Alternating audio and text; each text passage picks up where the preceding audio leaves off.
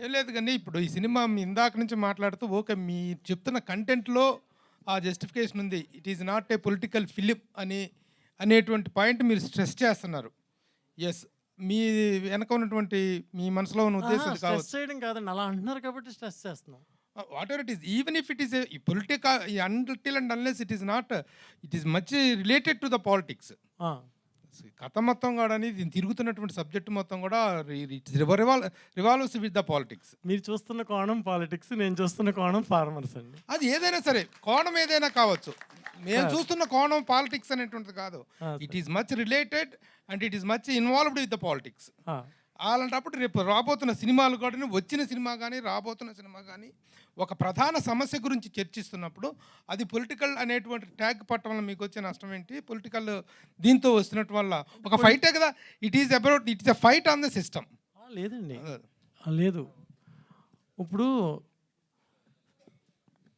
స్ట్రిక్ట్గా ఉండే అమ్మాయిని ఒకలా పోలుస్తాం, స్ట్రిక్ట్గా ఉండని అమ్మాయిని ఇంకోలా పోలుస్తాం. ఈ సినిమా కూడా అంతే. నిజంగా నేను నిజాయితీగా తీస్తున్న రైతుల గురించి తీస్తున్నాను. ఇది నాది పొలిటికల్ ఫిల్మ్ కాదు. రైతుల జీవితాల్లోకి పొలిటికల్ క్యారెక్టర్లు వచ్చినాయి, రైతులు పొలిటికల్ క్యారెక్టర్లోకి వెళ్ళలేదండి. రియల్గా జరిగిన ఇన్సిడెంట్లో కూడా రైతుల జీవితాల్లోకి పొలిటీషియన్స్ వచ్చారు. అది ఎవరైనా కావచ్చు, అంతకుముందు ముఖ్యమంత్రి కావచ్చు, తర్వాత వాళ్ళు కావచ్చు. రైతుల జీవితాల్లోకి వచ్చిన క్యారెక్టర్ల ద్వారా సినిమా చెప్పాను, రైతుల యొక్క మానసిక సంఘర్షణ చెప్పాను, కానీ రాజకీయాన్ని చెప్పలేదు. What is the time period of this particular film? మీరు ఏ టైం పీరియడ్ దగ్గర నుంచి ఏ టైం పీరియడ్ దాకా ఇందులో సబ్జెక్ట్స్ కానీ క్యారెక్టర్స్ కానీ ఇన్వాల్వ్ అవుతాయి? రైతుల జీవితాల్లోకి ఎవరు ఎంటర్ అయ్యారు, ఎవరు డిస్టర్బ్ చేశారు, ఎలా రైతులు బాధపడుతున్నారు అనే కాలమే దీని కాలం అండి. It might be from Jagan ప్రభుత్వం అధికారంలోకి వచ్చినప్పటి నుంచి. జగన్ ప్రభుత్వం ఇంకా 2 రోజులు, ప్రభు గారు 2 రోజుల్లో సినిమా చూడండి సార్, మీరే అడిగేస్తే అట్లా కాదు. మేము 2 రోజులు సినిమా చూసేటట్టు మీరు ఇప్పుడు ప్రెస్ మీట్ పెట్టి ప్రశ్నలు అడగమన్నప్పుడు మేము అడగడానికి అవునండి, మీకు తెలుసు కదా. What is the time period of this? మీకు తెలుసు కదా, రైతులు ఎప్పుడు భూములు అడిగారు, రైతులకు ఎప్పుడు నష్టం జరిగింది, మొత్తం స్టేట్ అంతా తెలుసు, అందరికీ తెలుసు, వాళ్ళు తెలుసు. పాస్ట్, ప్రెజెంట్, ఫ్యూచర్ అన్నీ చెప్తున్నాం సినిమాలో. Okay, who is the antagonist and who is the protagonist of this film అంటే ఏం చెప్తారు? మీ సినిమా చూడాలి సార్. మరి అన్ని సినిమాలో చూడటం రైతులను ఇబ్బంది పెట్టిన వాళ్ళు వ్యతిరేకంగా ఉంటారు, అంతే కదా సార్. చెప్పండి. అంతే. మేము రైతు పక్షాన్ని సినిమా తీసాం, రైతులను బాధ పెట్టినవాడు యాంటగనిస్ట్.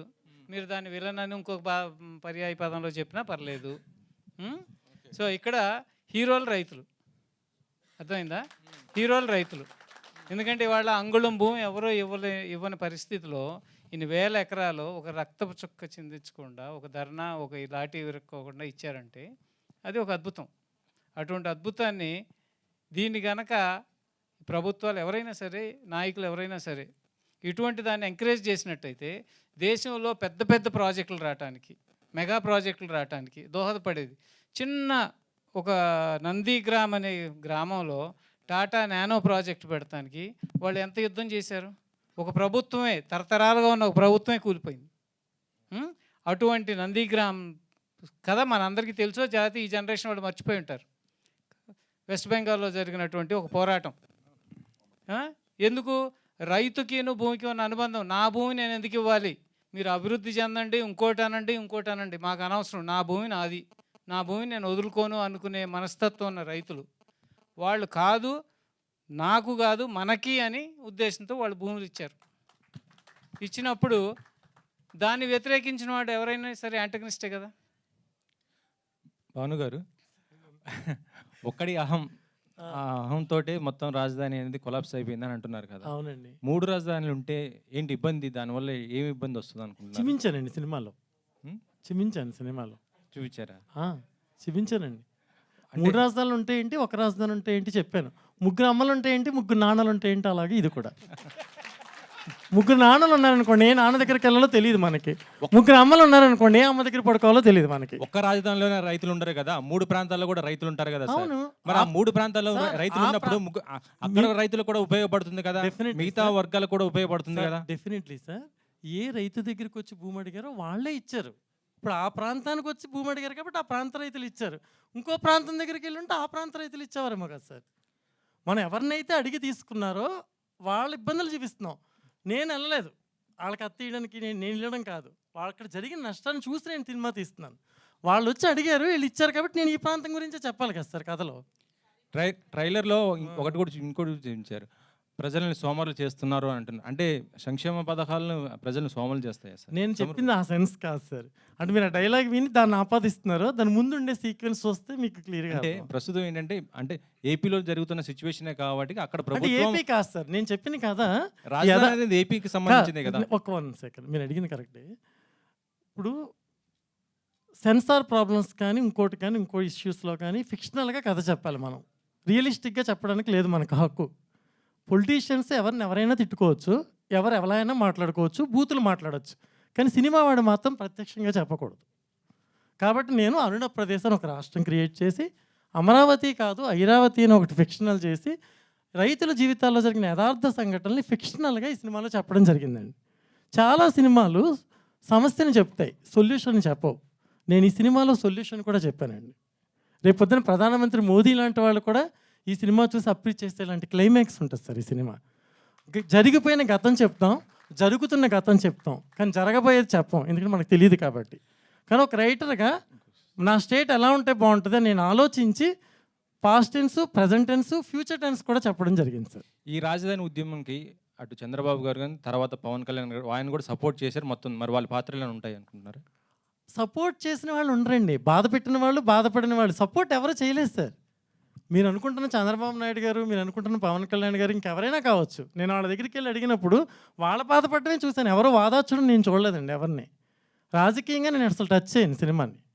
వాళ్ళని ఎవరు వాదార్చారు రియల్గా అంటే, ఎవరు వాదార్చకే కదా రోడ్ల మీద తిరిగారు, ఎవరు వాదార్చకే కదా పాదయాత్ర చేశారు, ఎవరు వాదార్చకే కదా అలా తిరుగుతూనే ఉన్నారు, ఇంకా పోరాడుతూనే ఉన్నారు. ఇన్ని రోజుల నుంచి టెంటల దగ్గర కూర్చుని వాళ్ళ ఉద్యమాన్ని కొనసాగిస్తూనే ఉన్నారు ఇన్ని సంవత్సరాలుగా.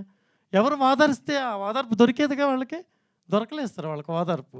నేను వాదార్చాలనుకున్నాను. నాకు తెలిసిన యాంగిల్లో సామాజిక బాధ్యత అన్న రవిశంకర్ గారు సినిమాని. ఇది ఎందుకు తీస్తున్నారు సార్, దీనివల్ల ప్రాబ్లమ్స్ ఉంటాయి కదా అంటే, సినిమా అంటే వ్యాపారమే కాదు సామాజిక బాధ్యత కూడా. ఆ పదం నేను ఇప్పటివరకు సినిమాల్లో వినలేదండి, నాకు ఎవరు చెప్పలేదు. సో సామాజిక బాధ్యతతోనే నేను డైరెక్షన్ చేశాను సార్ సినిమా. దీనికి పొలిటికల్ హంగులు అలాంటివి నేను పెట్టుకోలేదు సార్. ఇప్పుడు తెలుగుదేశం పార్టీ కానీ బీజేపీ కానీ అతర వామపక్షాలు అన్నీ నన్నే అడుగుతారా సార్? ఇవ్వండి, రవిశంకర్ గారికి ఇవ్వండి. సార్ మిగతా పార్టీలు అందరూ కూడా దీని మీద వాళ్ళకి సానుకూలమైనటువంటి అభిప్రాయం ఉంది. ఆ సానుకూల అభిప్రాయం ఉండగా వాళ్ళెవరూ ఓదార్చలేదు, వాళ్ళెవరూ పట్టించుకోలేదు అనేటువంటి స్టేట్మెంటు రేపటి ఉన్న వాళ్ళ సానుభూతిని, వాళ్ళ యొక్క వ్యూవర్షిప్ను కూడా మిస్ అయ్యే అవకాశం ఉంది కదా. నిజంగా వాళ్ళు ఎవరు సపోర్ట్ చేయలేదా? పవన్ కళ్యాణ్ కానీ నేను ప్రశ్నించాను, నా వెనకాల ఎవరైనా వచ్చారా? రాజధాని ఫైల్స్ అనే రాష్ట్రం గురించి ప్రశ్నించాను, ఒకళ్ళు కామెంట్ చేశారా? రాజధాని గురించి నేను తీస్తున్నాను రైతుల గురించి అని ట్రైలర్ మొదటి నుంచి వ్యతిరేకమే కదండి. జనసేన కానీ తెలుగుదేశం పార్టీలు కానీ వ్యతిరేకంగా ఉన్నాయి. మీరు పొలిటికల్ సినిమా తీస్తూ పొలిటికల్ కాదు అనేటువంటి దానికి ఎందుకు వెళ్తున్నారనేది అర్థం కావట్లేదు. ఇది పొలిటికల్ సినిమా కానే కాదు, ఇది రైతుల సినిమా. ఆయన అడిగారు దీంట్లో చంద్రబాబు నాయుడు గారి పాత్ర, పవన్ కళ్యాణ్ గారి పాత్ర ఉంటుందని. ఓకే, ఇవేమీ ఇప్పుడు మేము డిస్క్లోజ్ చెయ్యం. కానీ ఇప్పుడు ఇక్కడ చెప్పింది ఏంటి, మేము బాధపడ్డవాళ్ళు, బాధ పెట్టిన వాళ్ళు మాత్రం డెఫినెట్గా ఉంటారు సినిమాలో. ప్రభు గారు మీరు సీనియర్ జర్నలిస్టు, నేను 20 ఏళ్ళ నుంచి చూస్తున్నాను మిమ్మల్ని. కనీసం మేము చేసిన చిన్న ప్రయత్నాలన్నా మీరు ఎంకరేజ్ చేయాలండి. మీ ప్రయత్నాన్ని ఎలా ఎంకరేజ్ చేయాలో మాకు తెలుసు. We know how to encourage such a wonderful concept. మేము కాదంటలేదు, కానీ టు వాట్ ఎక్స్టెంట్ వాదార్చలేదు సార్, ఎవరు వాదార్చలేదు సార్. రాజకీయం వేరు, నిజ జీవితం వేరు. రాజకీయం వేరు, నిజ జీవితం. అక్కడికి వెళ్ళి చూస్తే నిజ జీవితం తెలుస్తుంది మీకు. మేము అడుగుతుంది కూడా మీకు. Thank you very much. మీరు కూడా మిస్అండర్స్టాండ్ చేసుకోవట్లేదు, నేను చేసుకోవట్లేదు. తెలుగుదేశం కానీ జనసేన కానీ బీజేపీ కానీ పార్టీల ప్రస్తావన అనవసరం అండి. రాజధాని మ్యాటర్ మీద సినిమాలో ఏం లేకపోవచ్చండి, సినిమాలో లేకపోవచ్చు. ఉన్న కాన్సెప్ట్ లో వాళ్ళు సానుకూలమైనటువంటి స్పందనతోనే ఉన్నారు, మొదటి నుంచి ఇదిగానే ఉన్నారు. వాళ్ళు చెప్పాలి సార్, అది సానుకూలంగా. ఎన్నిసార్లు రాజధానిలో పవన్ కళ్యాణ్ పర్యటించలేదు, అమరావతి ఏరియాలో ఎన్నిసార్లు బీజేపీ వాళ్ళు సానుకూలంగా మాట్లాడలేదు, తెలుగుదేశం మొత్తం కూడా దిగుంది కదా. మీరెందుకు వాళ్ళు లేరు, అది రాజకీయం కాదని చెప్పి దాన్ని ఎందుకు స్ట్రెస్ చేసి? నిజంగా వాళ్ళు లేరండి మా సినిమాలో, లేరు. సరే ఓకే, అది మీ ఇష్టం. మాకెందుకు, మీకు ఇస్తుందో లేదో మాకు అనవసరం. లేదని చెప్పడం ప్లీజ్ రఘు గారు అర్థం చేసుకోండి. ప్రభు గారు మళ్ళీ కలుద్దాం, రాజకీయంగా వద్దు సార్, మళ్ళీ కలుద్దాం. అబద్ధాలు చెప్పి మీరు సినిమా చూడండి, మళ్ళీ అడగండి, మళ్ళీ వచ్చి ఇదే రోజు అడగండి. ఓకే, మా వినోద్కి ఇచ్చేయండి, ఎందుకు వచ్చింది కూడా మా డార్లింగ్ ఇచ్చేయండి.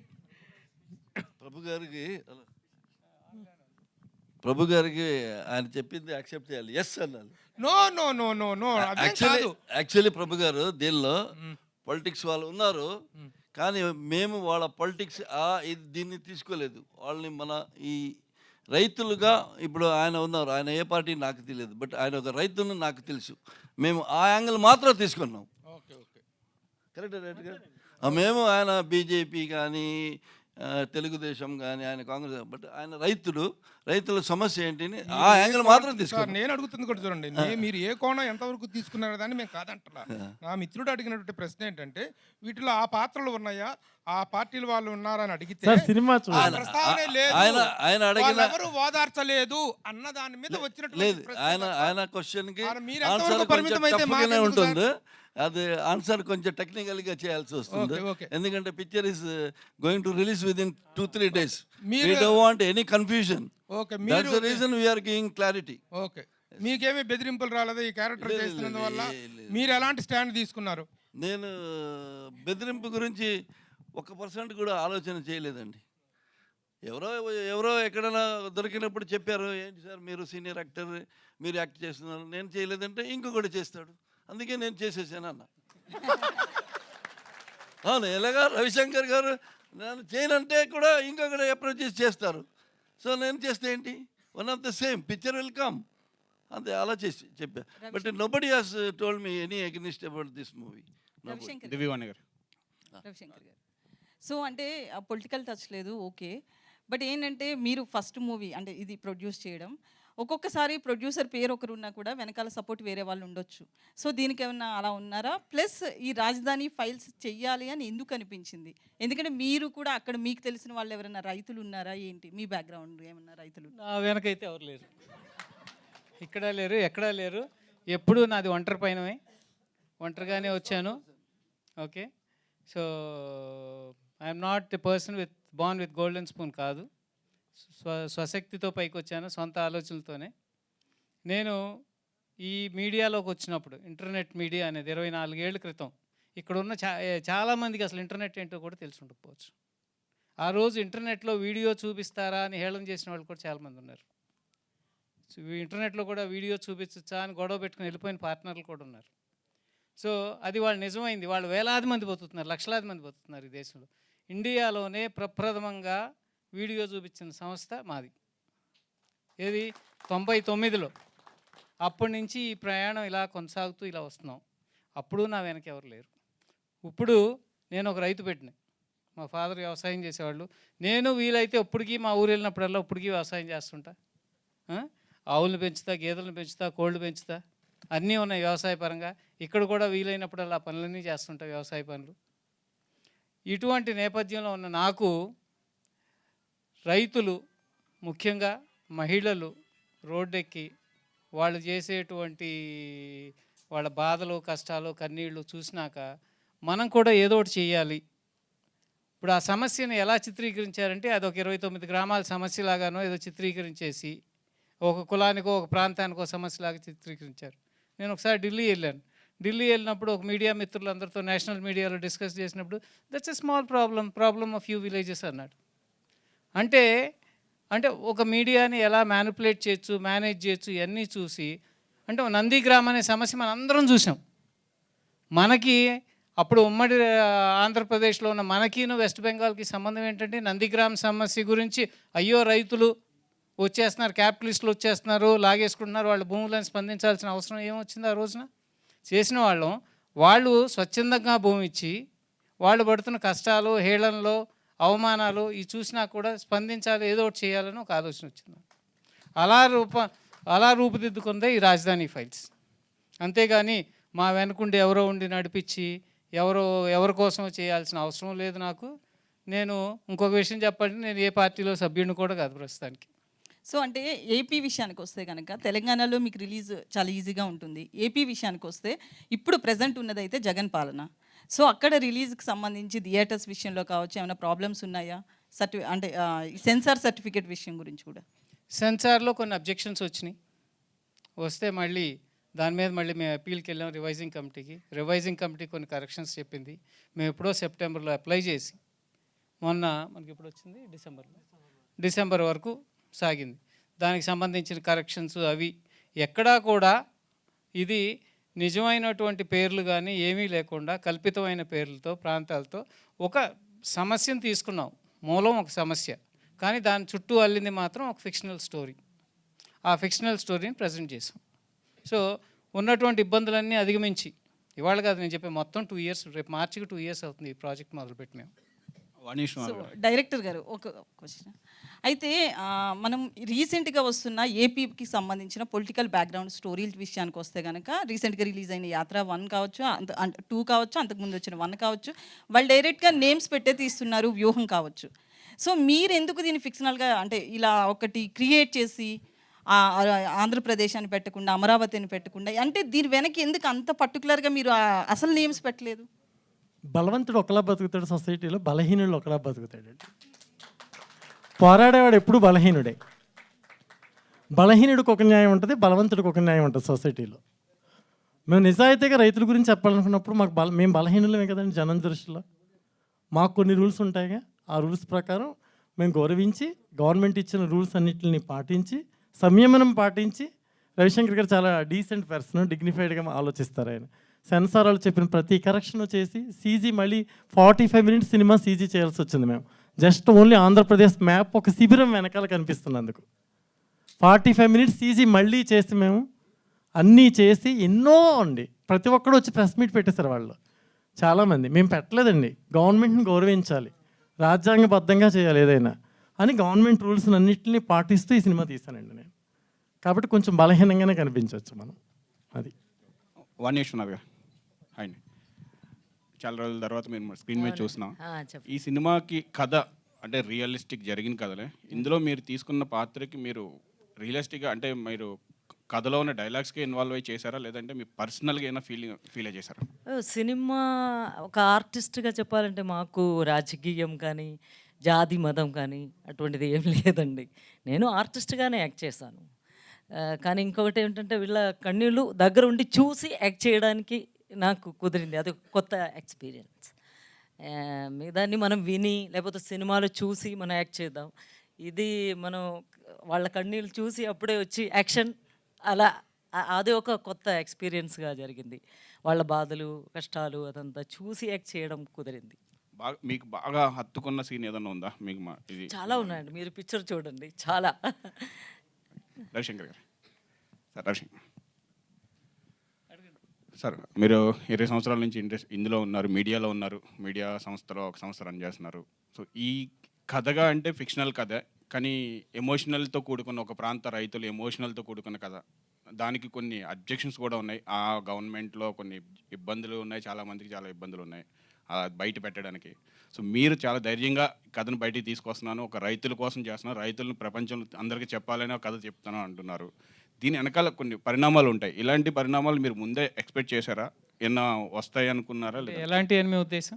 ఏమన్నా అవ్వచ్చు అంటే గవర్నమెంట్కి వ్యతిరేక ఒక గవర్నమెంట్ ఇప్పుడు పర్టికులర్గా ఒక్కడే ఆహం అంటే అందరికీ అనిపించేది ఒక గవర్నమెంట్కి వ్యతిరేకంగా వెళ్తుందని. కథలో ఎంత ఇది లేకపోయినా, రాజకీయం లేకపోయినా, సినిమా అన్నా సరే బయటకు చూస్తుంటే ఒక అనిపిస్తుంది. సో నేను పుట్టుకతో హిందువుని, కర్మ సిద్ధాంతాన్ని నమ్ముతాను. మనకి ఏదో రాసి పెట్టింది అనుకోండి, అది జరిగి తీరుతుంది. మన చావు రాసి పెట్టింది అనుకోండి, ఎలాగైనా చచ్చిపోతాం. అది చచ్చిపోయేది ఏదో కాజుగా చచ్చిపోతే. సో ఎవరికి వాళ్ళు భయపడి ఇంట్లో కూర్చుంటే ఒక దుర్మార్గమైనటువంటి పరిపాలనను ఎదురిచ్చేవాళ్ళు ఎవరు? ఎదురించడానికి ఎవరో ఒకళ్ళు ముందు రావాలి. ఒకళ్ళు ముందు వస్తే 100 మంది తోడవుతారు. సరే, ఆ ఇనిషియేటివ్ మనం ఎందుకు తీసుకోకూడదు? ఒక రైతు బిడ్డగా నా వంతుగా నా బాధ్యత నేను చేద్దాం అనుకున్నా, కష్ట నష్టాలు ఏమొచ్చినా సరే దానికి సిద్ధపడే దిగాం. ఎందుకంటే జరుగుతున్న పరిణామాలు చూస్తున్నాం, ఏమేం జరుగుతున్నాయో చూస్తున్నాం, ప్రశ్నించే వాళ్ళు ఏమవుతున్నారో చూస్తున్నాం.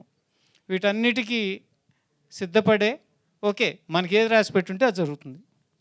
మనకు రాసి పెట్టలేనిది ఏదో వచ్చి పడిపోదు. అంటే వాళ్ళు భూములు ఇచ్చేటప్పుడు ఇలాంటి పరిణామం జరుగుతుందని కూడా ఊహించలే. వాళ్ళు భూములు ఇచ్చినాక తర్వాత ఆయన ఆ ప్రాంతంలో గెలిపించుకున్నప్పుడు కూడా వాళ్ళు ఊహించలే. సో ఇటువంటి ఏదైనా జరగచ్చు. ఇదంతా మన కర్మ సిద్ధాంతం.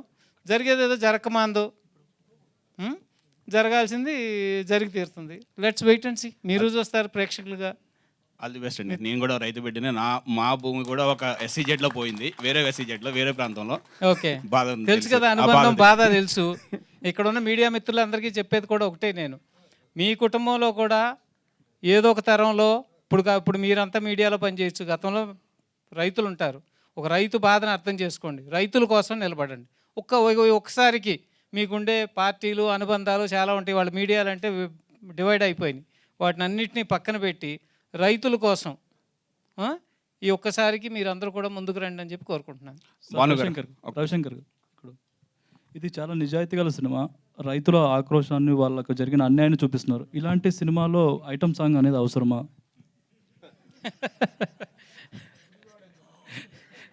కొన్ని సినిమాలో గుడివాడ కూడా ఒక పాత్ర అండి. అదేంటండి, గుడివాడలో రాజకీయం ఉంటుంది కదా. గుడివాడ కూడా ఒక పాత్ర అండి సినిమాలో, రియల్గా సార్, జోక్ కాదు, seriously I'm saying. Gudivada is also ఒక క్యారెక్టరైజేషన్ లాగా చేశాను. ఇంకోటి, రైతులకు జరిగిన విషయం మీదే రాజధాని ఫైల్స్ తీశారు, కానీ ఆ దండం పెడుతున్న క్యారెక్టర్ ఎవరిదండి అది? ఏదండి దండం పెడుతున్న మీరు ఎవరిది అనుకుంటున్నారు సార్? మీరు చూపిస్తున్నారు కాబట్టి మీరు ఎవరితో చెప్తే మేము అది అనుకుంటాం. నా సినిమాలో ఎవరైతే అహం ప్రదర్శించారో వాళ్ళ క్యారెక్టరైజేషన్ అండి. అదే ఆయన చేతిలో గొడ్డలు కూడా చూపిస్తున్నారు కదా. అవునండి, గొడ్డలు చాలా మంది పట్టుకుంటారు. చెట్టు కొట్టేవాడు పట్టుకుంటాడు, మనిషి నరికేవాడు పట్టుకుంటాడు. అంటే నా దాంట్లో చెట్టును కొట్టేవాడు పట్టుకున్నాడు అనుకోవాలి మీరు. ఏపీలో ఒక ఇన్సిడెంట్ ఉంది కదా, దానికి సంబంధించిన అదేమో లేదు సార్, అలాంటి ఇన్సిడెంట్స్ ఉండవు సార్. ఓన్లీ ఫార్మర్స్, రైతుల జీవితం, రాజధాని పర్పస్, ఇంతే తప్పితే వ్యక్తిగతంగా ఒకళ్ళ జీవితాల్లోకి వేలు పెట్టి నేను ఏ ఇన్సిడెంట్ చేయలేదు సార్.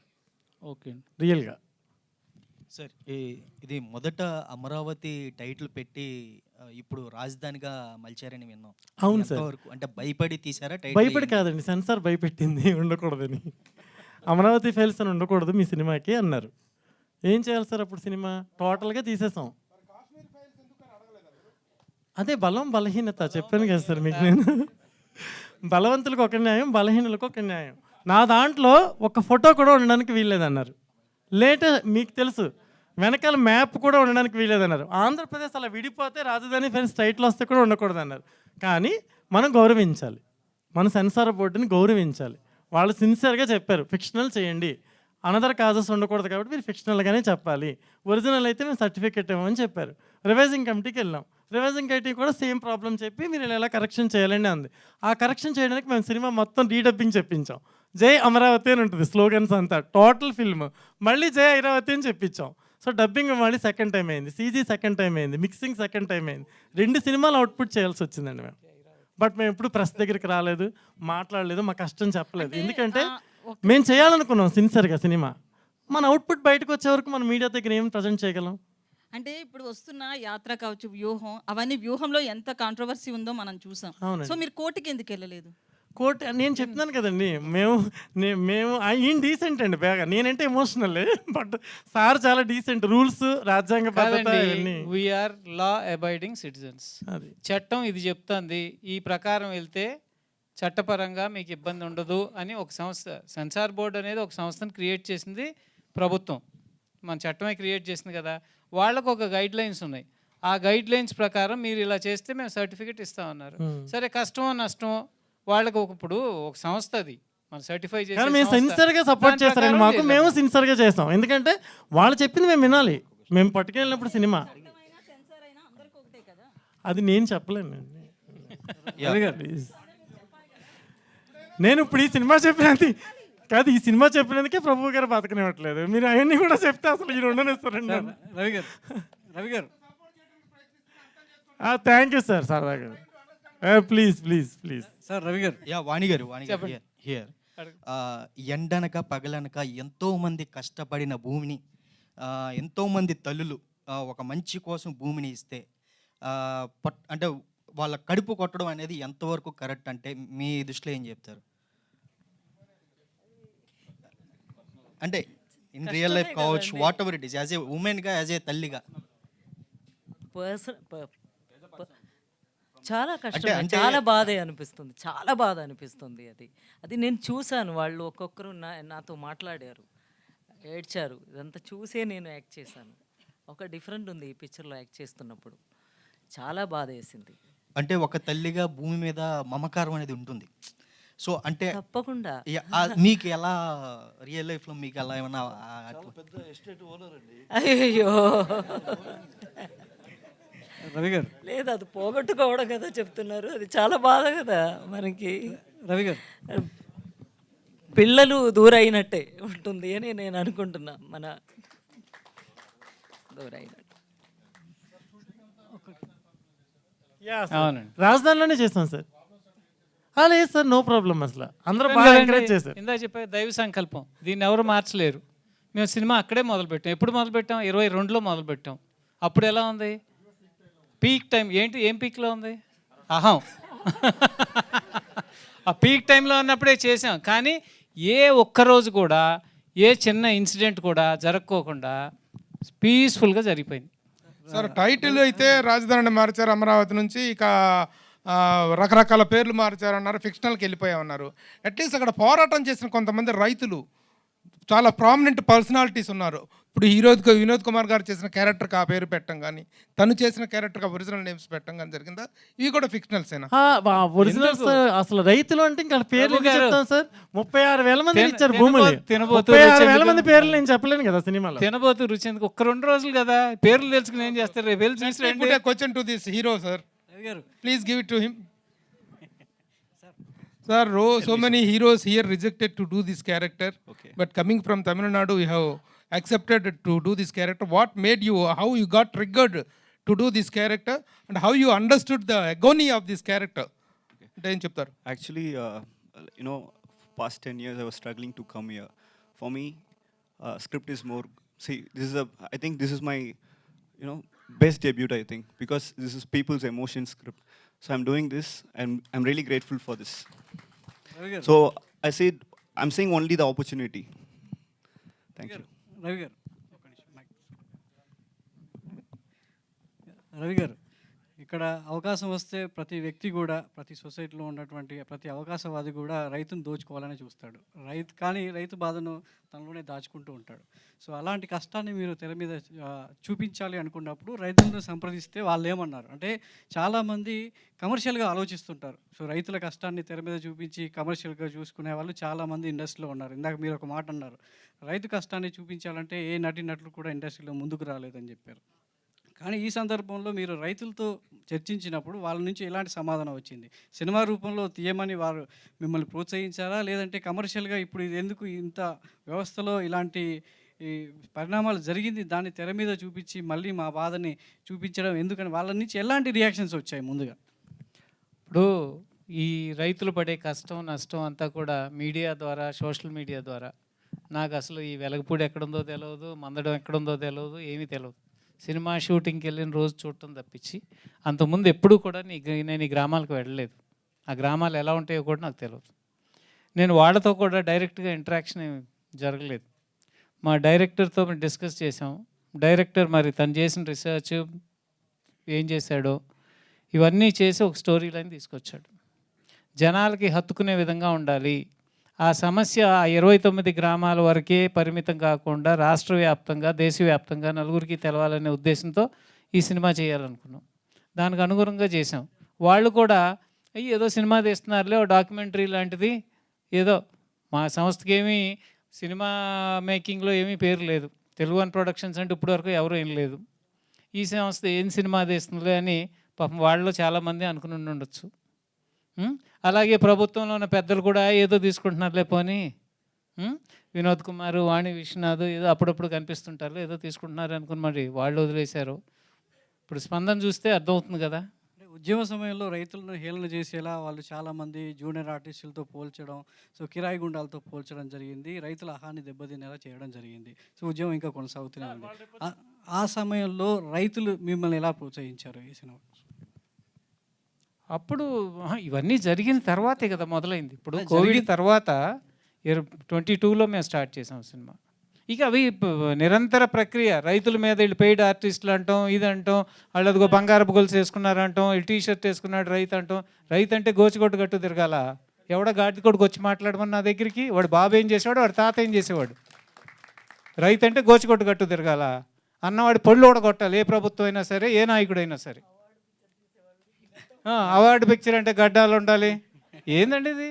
రైతు అంటే బక్కగా ఎండిపోయి అది తిండి తినకోకుండా ఒక గోచిగొట్ట కట్టుకుని చిరిగిపోయిన చొక్కా వేసుకుని అలాగే ఉండాలా? 3 పంటలు పండే ప్రాంతం. అలాంటి వాళ్ళకి ఈ సినిమా సమాధానం చెప్పబోతుంది అంటారు. డెఫినెట్గా చెప్తాను. సార్ అంటే సినిమా రాజధాని ఫైల్స్ అనే సినిమా సో ఇప్పుడు కమర్షియల్గా సో మీరు ప్రొడ్యూస్ చేశారు, ఎంత లాభాలు వస్తాయి, ఎంతమందిని ఆకర్షిస్తుంది అనేది పక్కన పెడితే సో రైతు కష్టం అనేది తెర మీద చూపించబోతున్నారు. దీని తర్వాత ఆ ఉద్యమానికి ఈ సినిమా ఎంతవరకు దోహదపడుతుంది? సో ఈ సమస్యను మీరు పరిష్కారం కూడా చూపించబోతున్నారు. ఇది కాలమే నిర్ణయిస్తుంది కదా. కాలం నిర్ణయించడానికి మీరు వేసే ముందడుగులో ఎంతవరకు ఇంకో అడుగు తోడవుతుంది? మా ముఖ్య ఉద్దేశం ఈ సమస్య ఒక 29 గ్రామాలది కాదు, ఇది ఒక రైతుల సమస్య. భూమికి రైతుకి ఉన్న అనుబంధాన్ని వాళ్ళు ఎలా హేళన చేశారని చూపించడం మా ముఖ్య ఉద్దేశం. రెండవది రైతుల యొక్క దాతృత్వం ఏమీ ఆశించుకోకుండా వాళ్ళు ప్రభుత్వానికి అందజేసిన భూమిని ఇవాళ చూడండి, అక్కడికి వెళ్ళి చూడండి, తుప్పలు మొలిచిపోయి ఎటువంటి దీనస్థితిలో ఉందో ఆ ప్రాంతం అంతా. ఒకప్పుడు కళకళలాడుతూ పచ్చటి పంటలతో ఉండేదంట, అటువంటిది ఇప్పుడు చూస్తే తుమ్మలు మొలిచిపోయి అక్కడంతా దారుణమైన పరిస్థితిలో ఉంది. ఇదన్నీ డెఫినెట్గా ఈ మూవీ జనాల్లో ఉన్న ఒక పిరికితనాన్ని పోగొట్టాలి. ఒక ఆలోచన, ఒక నీచమైన ఆలోచన, ఒక కులమో ఒక మతమో ప్రాంతమో ఒక పార్టీనో. ఇప్పుడు ఇందాక ఎవరో అన్నారు ఈ దీంట్లో ఒక పార్టీకి తీశారా అని. ఈ పార్టీ అనో పాలిటిక్స్ అనో చెప్తారు. ఎందుకు? బ్రిటిష్ వాడు నేర్పించాడు మనకి డివైడ్ అండ్ రూల్. ఇది ఒక పార్టీ సినిమా అంటే కొంతమంది వెళ్ళరు, కొంతమందే వెళ్తారు. ఆ పార్టీ వాళ్ళు వెళ్తారు, ఈ పార్టీ వాళ్ళు వెళ్ళరు. ఇలా దాన్ని డివైడ్ అండ్ రూల్గా చేసి ఇది రైతు సమస్య అంటే దేశవ్యాప్త సమస్య, ఆ సమస్య కాకుండా చేయాలనేదే ఆ ఉద్దేశం. అంతకుమించి చివరి ప్రశ్న. చాలామంది కూడా అంటే ఇప్పుడున్న సినిమాల్ని రాజకీయ నేపథ్యంగా వచ్చే సినిమాల్ని ఏకంగా నాయకులే టికెట్లు ఇచ్చి థియేటర్లకు పంపించినటువంటి సందర్భాలు సో మనం చూస్తున్నాం. ఈ సినిమాని థియేటర్లో ప్రేక్షకుడు చూడాలి అంటే ఎందుకు రావాలి? అంటే మీరు అన్నట్టు ప్రతి రైతు బిడ్డ, రైతు కష్టం తెలిసిన ప్రతివాడు ఈ సినిమా చూడాలని మీ సమాధానం చెప్తున్నారు ఇందాక. కానీ థియేటర్కి వచ్చి ఈ సినిమా చూసే అవకాశం ఎంతవరకు? సార్ ఈ క్వశ్చన్కి నేను చెప్పొచ్చా ఆన్సర్? చెప్పండి సార్. ఎందుకంటే సినిమా ట్రైలర్ రిలీజ్ కాకముందు ఒక టాప్ డిస్ట్రిబ్యూటర్ పిలిచాడు మమ్మల్ని. పేర్లు అనవసరం అండి, చెప్తే చాలా రచ్చ అయిపోద్ది. పిలిస్తే తీసుకెళ్ళాను నేను ప్రొడ్యూసర్ గారిని. తీసుకెళ్తే ఆయన అన్నాడు, సేమ్ మీకు వచ్చిన అడిగాడు, రైతుల సినిమా ఎవరు వస్తారండి థియేటర్కి? రైతుల సినిమాకి థియేటర్కి జనం వస్తారా? మీ సినిమా మొత్తం కలిపితే ఒక 15 థియేటర్లు వేస్తే సరిపోతారు 2 స్టేట్లు కలిపి అని అడిగాడు. నా పరిస్థితి ఎలా ఉంటుందో మీరు ఆలోచించండి. ఈయన చాలా సాఫ్ట్ మనిషి, ఆయన ఎదురు సమాధానం చెప్పరు, చాలా డిగ్నిటీ ఉన్న వ్యక్తి. ఆయన నన్ను కంట్రోల్ చేస్తున్నారు. ఎందుకు చూడరు సార్ రైతు గురించి తీస్తే, ఎందుకు స్టేట్ గురించి సినిమా తీస్తే మీరు ఎంకరేజ్ చేయట్లేదు సార్? ఒక ప్రొడ్యూసర్ అలా డిసప్పాయింట్ చేయడం చాలా రాంగ్. ఆయన వచ్చి ఒక సినిమా తీసినప్పుడు మంచి సినిమాని మీరు ప్రోత్సహించాలి. ఇలా చేస్తే ఈ సినిమా బెటర్ అవుతుందని మీరు చెప్పాలి. ఒక పెద్ద డిస్ట్రిబ్యూటర్ అయ్యండి మీరు ఇలా మాట్లాడడం నేరం అని చెప్పాను నేను. చెప్తే నన్ను మాట్లాడకుండా ఆపడానికి ట్రై చేశారు రవిశంకర్ గారు. సార్ మీరు ఇక్కడ కూర్చోవడం కరెక్ట్ కాదు సార్, మనం వెళ్ళిపోదాం సార్ అని తీసుకొస్తాను ఆయన. నేను తీసుకొచ్చిన తర్వాత 2 days తర్వాత నేను ట్రైలర్ రిలీజ్ చేశాను. ఇప్పటికి 14 million అండి, 1,40,00,000 మంది చూశారు సార్. అంటే ఒక రైతు సినిమా చూస్తే నువ్వు 20 థియేటర్లు ఇస్తావా, ఓ 15 థియేటర్లు ఇస్తావా? అంటే రైతు గురించి సినిమా తీయకూడదా? సేమ్ అలాంటి ఎమోషన్లోనే ఉండిపోయారు సార్ చాలామంది. రైతు సినిమా ఎందుకు ప్రజలు వస్తారు, ఎందుకు సినిమా చూస్తారు? మా సినిమాలో ఒక ఇన్సిడెంట్ ఉంటుందండి, రైతులను శవయాత్రగా తీసుకెళ్ళి ఒక ఇన్సిడెంట్. అది ట్రిమ్ చేయొచ్చు కదా అని అడిగాడు ఒక ఆయన. ఎందుకు ట్రిమ్ చేయాలండి? ఒక ప్రీవియస్ కమర్షియల్ సినిమాలో 15 నిమిషాలు చూపించారు కదండి అంటే, అందులో ఒక వ్యాంప్ ఆర్టిస్ట్ ఉంది, పక్కన ఇంకొక హీరోయిన్ ఉంది, వాళ్ళిద్దరినీ చూస్తారండి ఆ ఇన్సిడెంట్లో కూడా. మీ ఇన్సిడెంట్లో రైతులు మాత్రమే ఉన్నారు అని అడిగాడు అతను.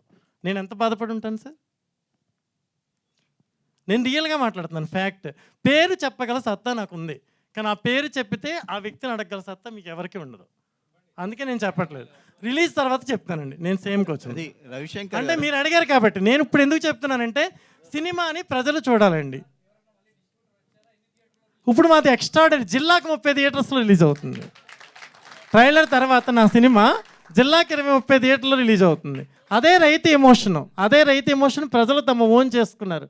ఆ వాణి విశ్వనాథ్ గారు, వినోద్ కుమార్ గారు డైలాగులు, ప్రతి dialogue each and every dialogue troll చేస్తున్నారు. సో నేను కాంట్రవర్సరీగా మాట్లాడడం కాదండి నా ముఖ్య ఉద్దేశం. నన్ను ఎలా అవహేళన చేస్తున్నారో నా సినిమాని అలా అవహేళన చేయకూడదంటే మీడియా మీరు సపోర్ట్ చేయాలి. ఒక మంచి సినిమాని మీరు ప్రోత్సహించాలి, తీసినందుకు మమ్మల్ని ఎంకరేజ్ చేయాలి. ఇది ఒకటే నా దృక్పథం అండి. రేపు టుమారో మార్నింగ్ లిస్ట్ ఫైనల్ అవుద్దండి, నేను ఐ విల్ ఎక్స్ప్లెయిన్ అండి. రవిశంకర్ గారు, ఇక్కడంతా ఇప్పటి వరకు జరిగింది చూస్తే అంతా ముసుగులో గుద్దులాట, దాగుడు మూతల వ్యవహారం నడుస్తుంది. సో మీ సినిమా చూస్తే ఖచ్చితంగా వైఎస్ జగన్ మీద ఒక యుద్ధం లాగానే కనిపిస్తుంది పోస్టర్ అలాగే అనిపించిందా? ఓ అనిపించింది. Very good. సో మీ ఈ సినిమాను చేయడం వెనుక ఏం ఎజెండా ఉందండి? ఇందాక నుంచి చెప్తున్నా అదే, రైతు రైతు రైతు రైతు. నేను ఒక రైతు బిడ్డని, నాకు రాజధానిలో ఒక సెంటీమీటర్ భూమి కూడా లేదు. నేను ఇందాక చెప్పాను, నేను రాజధాని వైపు వెళ్ళటం కూడా ఈ సినిమా షూటింగ్ మొదలైనప్పుడు మాత్రమే వెళ్ళాను. అంతకు ముందు కూడా కనీసం నేను రాజధానికి కూడా వెళ్ళలేదు. ఎప్పుడు ఆ గ్రామాలు ఎలా ఉంటాయో కూడా నాకు తెలియదు. ఇంకా రైతు పక్షాన సినిమా తీయాలి ఒక రైతు బిడ్డగానే ముందుకు వచ్చాను. రైతులను బాధ పెట్టినాడు ఎవడో, వారు ఎవరైనా సరే సినిమా తీస్తా. ఇవాళ జగన్మోహన్ రెడ్డి అవ్వచ్చు, రేపు చంద్రబాబు నాయుడు అవ్వచ్చు, ఎల్లుండి పవన్ కళ్యాణ్ అవ్వచ్చు, ఎవరైనా సరే నేను రైతు పక్షాన్ని సినిమా తీసా. ఒక రాజకీయ నాయకుడి పక్షాన్ని తీయలేదు సినిమా. రావడానిక బాబు ఇందాక నుంచి చెప్పిన సోది ఇదే. మేము అంటే 22 నెలల నుంచి సినిమా తీసుకుంటూ వచ్చాం. 6 నెలల నుంచి చేసిన సెన్సార్లు, సీజీ వర్క్లు ఇవన్నీ జరుగుతూ వచ్చి కలిసి రావటం కలిసి మీడియా సపోర్ట్ చేస్తే కలిసి వస్తుంది సినిమా, జనంలోకి వెళ్తుందండి. మంచి సినిమా. రవిశంకర్ లాస్ట్ ప్రశ్న అండి. చెప్పండి. బయట అనుకునేది ఏంటంటే మీరు ఎమ్మెల్యే టికెట్ కోసం ప్రయత్నిస్తున్నారు, ఆ ఎజెండాతోనే. నాకు ఇచ్చిన వద్దబ్బా ఈ రాజకీయాలు రొచ్చు. నీ అమ్మ మొగుడా నీ అయ్యా ఈ తిట్టుకోవటానిక? ఇంట్లో పిల్లల్ని ఆడవాళ్ళని వీధికి ఈడ్చుకునేటువంటి కుసంస్కృతి ఉన్నటువంటి అనేటువంటి ఈ రాజకీయం నాకు అవసరమా? ఎందుకు చెప్పండి? ఇవాళ ఏంటి, ఇంట్లో గౌరవంగా బతికి ఆడాలను కూడా రోడ్డు మీద తీసుకొచ్చి నానా బూతులు మాట్లాడుకునే అసెంబ్లీలో నా కుటుంబాన్ని తీసుకొచ్చి బయట వేసుకోవాల్సినంత అవసరం నాకు ఉందంటారు ఇవాళ? చెప్పండి, మీరే చెప్పండి. ఎంత దిగజారిపోయి. ఒకప్పుడు మహామహులు ఉండేవాళ్ళు. ఒకసారి నేను ఫస్ట్ టైం అసెంబ్లీకి వెళ్ళినప్పుడు నల్లపరెడ్డి శ్రీనివాసరెడ్డి అని ఆయన మాట్లాడుతుంటే నాకు అద్భుతంగా అనిపించింది. రోమాలు నెక్కబొడిచినాయి. ఒకవైపు ఎన్టీ రామారావు గారు మాట్లాడుతున్నారు, ఒకవైపు ఈయన మాట్లాడుతున్నారు. ఇద్దరు ఒకే పార్టీలో ఉన్నారు, మంత్రిగా ఉన్నారు. సో ఆ భాష, భావం అద్భుతం. అవి చూసి వాళ్ళ అబ్బాయి మాట్లాడుతున్నాడు ఇప్పుడు అసెంబ్లీలోను, వాళ్ళ సహచరులు మాట్లాడుతున్నారు. రోత, అసహ్యం. అటువంటి దాంట్లోకి నేనైతే వెళ్ళదలుచుకోలేదు. థ్యాంక్ యూ అండి. Thank you so much media for this beautiful interaction. Thank you so much team అందరికీ కూడా. వన్ సెకండ్ మాట్లాడచ్చు. దయచేసి మీరు అందరూ మీడియా వాళ్ళందరినీ చేతులెత్తి నమస్కరిస్తున్నాను. ఒక మంచి సినిమా తీసాం. రాజకీయంగా అలాంటివన్నీ మీరు ఆలోచించొద్దు. వాళ్ళ జీవితాల్లో ఎవరు ద్రోహం చేస్తే వాళ్ళే మంచితంగా ఎంకరేజ్ చేసి ఈ సినిమాని ప్రోత్సహించి అందరికీ చేరేలా చేరుస్తారని కోరుకుంటున్నాను. Thank you very much. మీ అందరి సపోర్ట్ కావాలి. Thank you.